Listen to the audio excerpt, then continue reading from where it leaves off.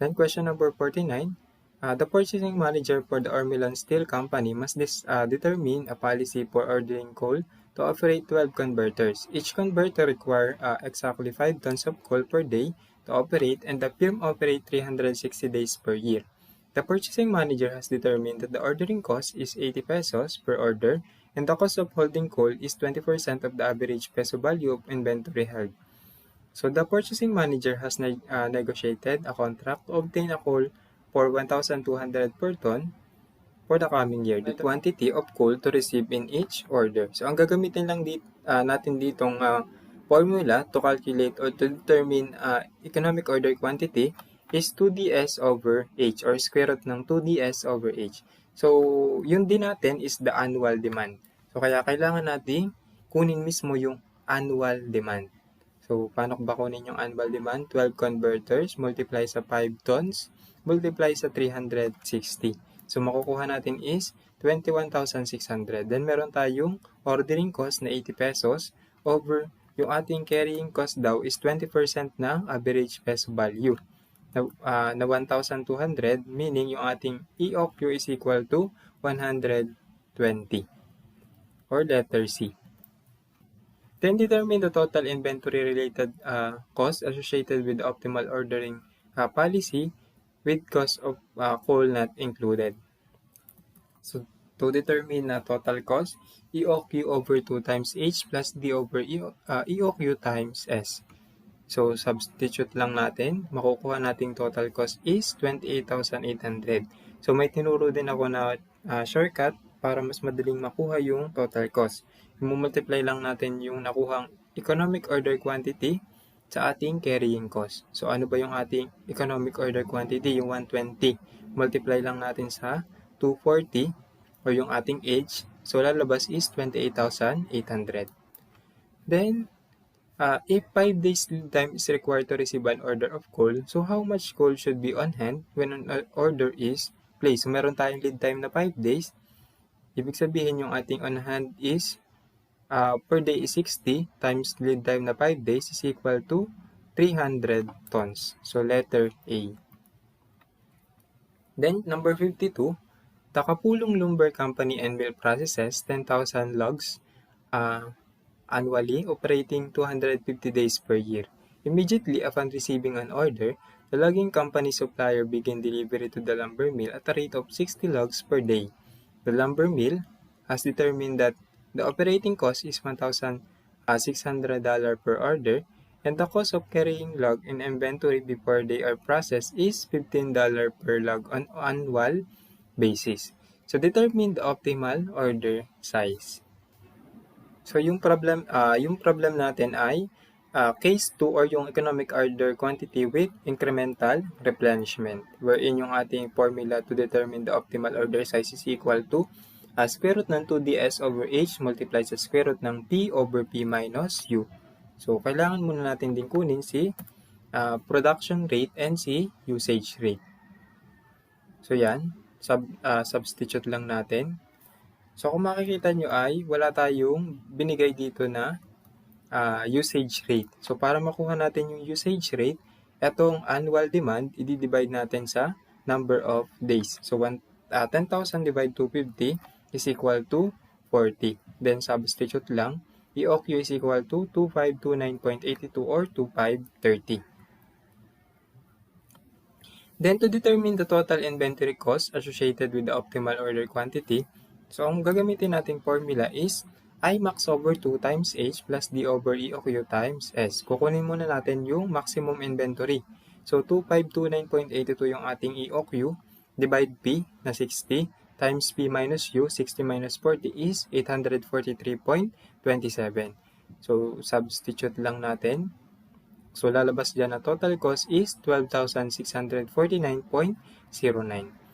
Or yung ating shortcut pag case 2, so, imumultiply lang natin si maximum inventory na 843.27 sa ating H na 15. So, imultiply natin 843.27 times 15. So, lalabas is 12,649.05.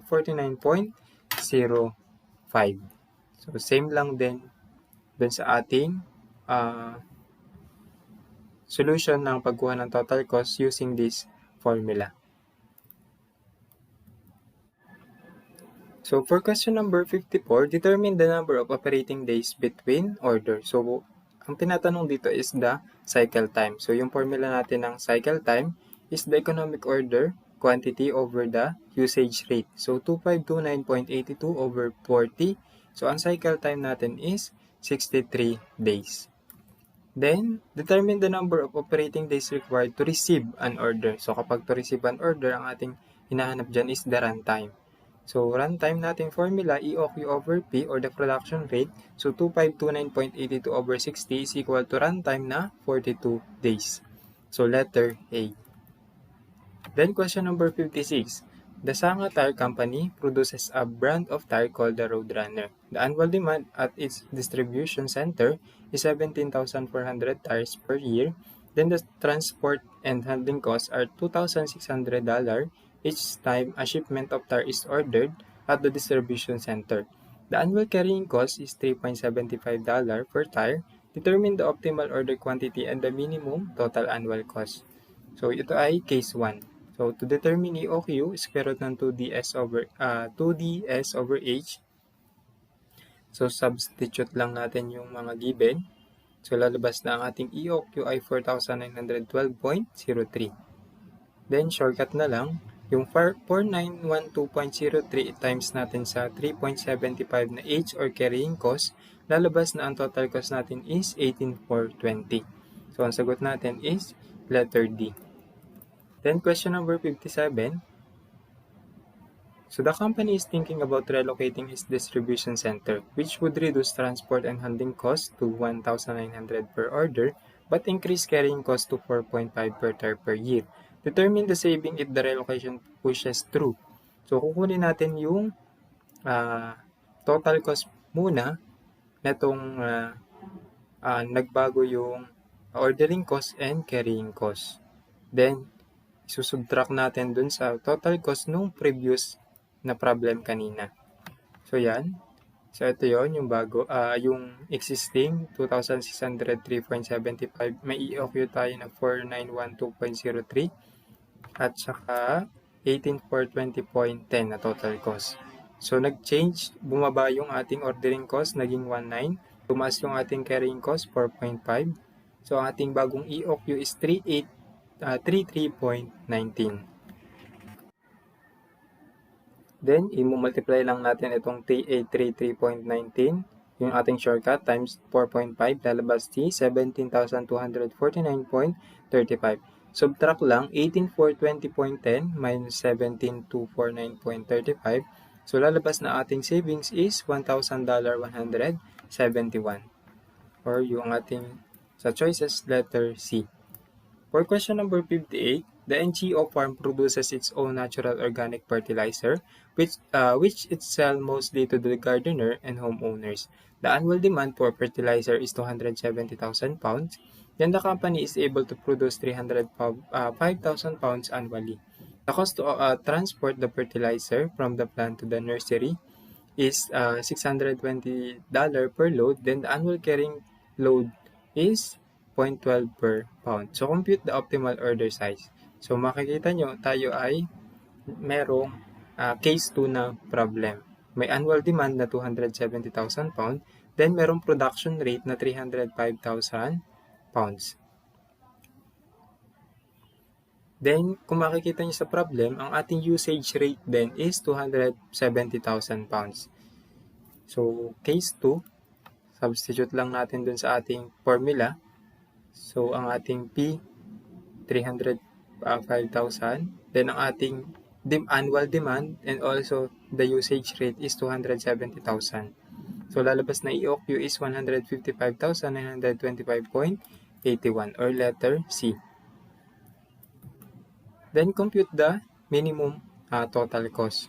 So, para makuha si total cost, kukunin muna natin si maximum inventory. So, maximum inventory is EOQ over P times P minus U. So, lalabas is 17,893.13. So, 17,893.13, shortcut natin, i-multiply natin sa H. Ang age natin is 0.12. So, lalabas is 2,147.18. Yun yung ating total cost. So, letter B. Then, question number 60, compute the maximum inventory level. Na-compute na natin kanina ng ating maximum inventory is 17,893.13. Yung formula natin, EOQ over P times P minus U. So, letter A. So, number 61, if NGO farms in question 58 can increase production capacity to 360,000 pounds per year, so what will be the total cost?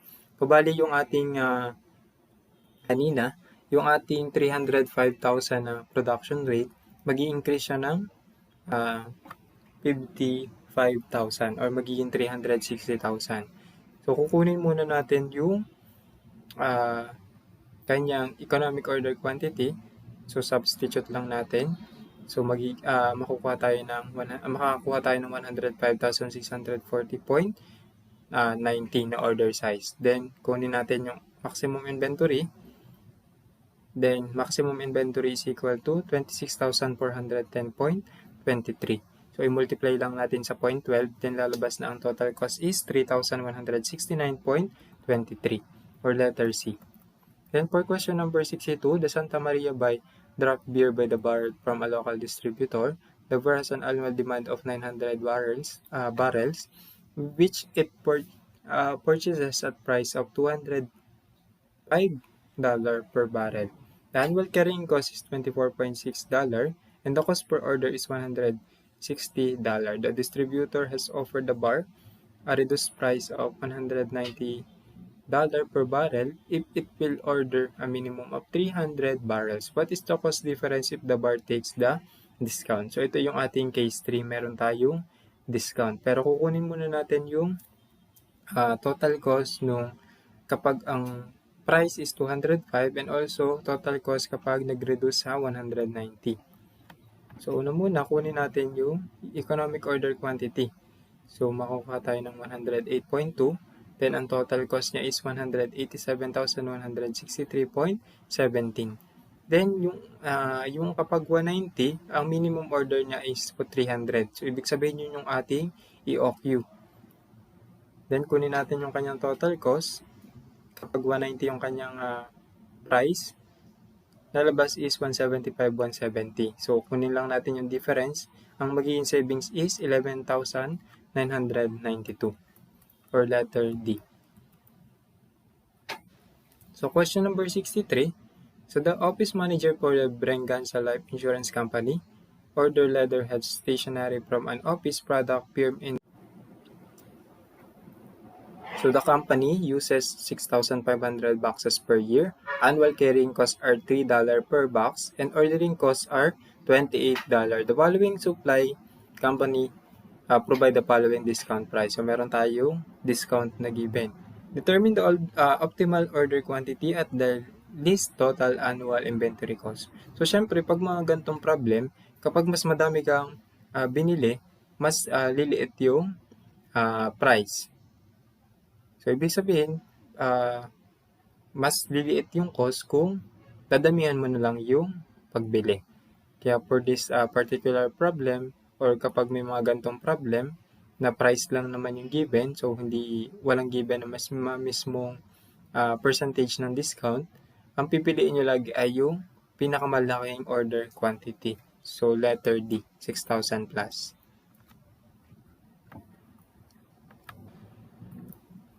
Then, question 64, referring to the following product structure diagram or yung ating PSD, how many E's are needed for each 2A? So, para makuha natin kung ilang E yung kailangan sa dalawang A, so kung dalawa daw A ang kailangan, so ito E. Ang E dito is 3, so i-multiply natin 3 times 5 times 3 is ulit 3 times 5, 15 times 3, 45.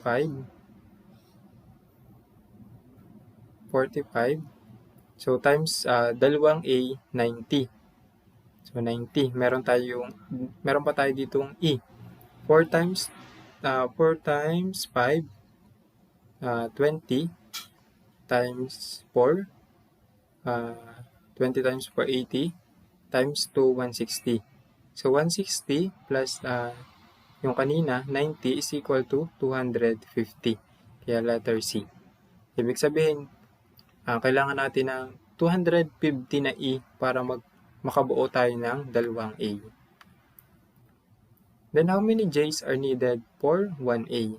So, tingnan lang natin yung J. 3 times 5, 15. Times 4 is 60. Times 1, 60. So, ibig sabihin, 60 na J sa isang A. So, letter C. Number 66. So, assembly station is asked to process 106 circuits board per hour. It takes 20 minutes to receive the necessary component from the previous workstation. Completed circuit board are placed in a rack that will hold 10 boards. Then the rack must be pulled before it is sent on the next workstation.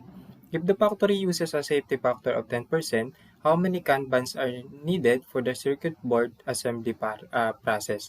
Para makuha natin yung number of Kanban, ang formula natin is DL plus S over C. So, yung ating demand times the lead time plus the safety stock over sa C. So, ang given natin dyan, meron tayong demand rate na 100 circuit board per hour. Then, meron tayong lead time. So, yung lead time natin is 20 minutes. So, yung 20 minutes, i-convert natin sa R. 20 over 60 is equal to 0.33 R. Then, yung ating S, so meron tayong safety factor na 10%. So, 0.10 times, i-multiply natin sa demand rate times the lead time. So, 0.10 times 100 times 0.33 is equal to 3.33. Then, yung ating number of board or yung C is equal to 10 board. So, pwede na natin makuha yung Kanban.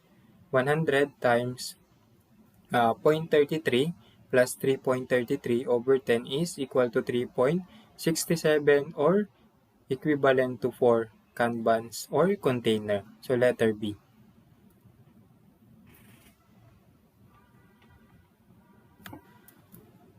So, for question number 67, suppose that the manager of a construction supply house determined from historical record that demand for sand during lead time averaged 50 tons. In addition, suppose the manager determined that demand during lead time could be described by a normal distribution that has a mean of 50 tons and standard deviation of 5 tons. Assuming that the manager is willing to accept a stock out risk of no more than 3%, how much safety stock should be held? So, para makuha natin yung safety stock, ang formula natin ay Z times the standard deviation. Meron tayong standard deviation dyan na 5 tons. So, paano natin makuha yung value ng Z? So, meron tayong stock out risk na no more than 3%. Kunin natin yung kanyang service level, 1 minus 0.03 is 0.97. So, trial and error na lang tayo sa calculator. So, yung mode stat, then shift 1, then 5 distribution P.